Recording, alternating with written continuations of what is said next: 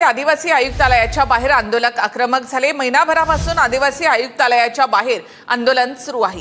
आंदोलकांचा आयुक्तालयाच्या आत जाण्याचा प्रयत्न, बाह्य स्रोताद्वारे भरली जाणारी पदांचा शासन निर्देश रद्द करण्यात यावा या मागणीसाठी हे आंदोलन सुरू आहे।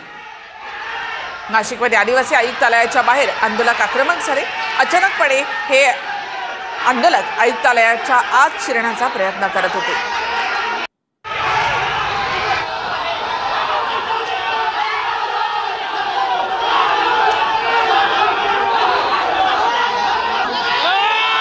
थेट आपण नाशिकमध्ये जाऊयात। आमचे प्रतिनिधी चंदन पूजाधिकारी यांच्याकडे।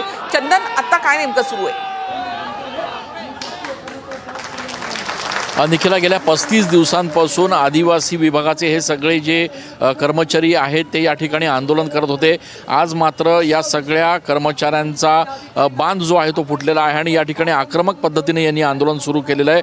बाह्य स्रोताद्वारे भरली जाणारी जी पदांचा जो शासन निर्देश आहे त्याची या ठिकाणी होळी करण्यात आलेली आहे। खरं तर आंदोलक जे आहेत ते आक्रमक होत आहेत आणि पोलिसांनी यांना रोखण्याचा प्रयत्न केला, मात्र आंदोलकांनी इथे बाहेर जे बॅरिकेड लावले होते, जे इथे प्रवेशद्वार होते ते ढकलून या ठिकाणी आतमध्ये प्रवेश केलेला आहे। आपण दृश्यांमध्ये बघतोय की हे सगळे कर्मचारी जे आहेत ते आता थेट आदिवासी कार्यालयाच्या या ठिकाणी प्रांगणात पोहोचलेले आहेत। इथले काही जे कर्मचारी आहेत जे आंदोलन करतायत गेल्या 35 दिवसांपासून, ते आता या ठिकाणी या सगळ्या समुदायाला मार्गदर्शन करतायत। पोलिसांचा प्रचंड मोठा बंदोबस्त जो आहे तो या ठिकाणी आपल्याला बघायला मिळतोय।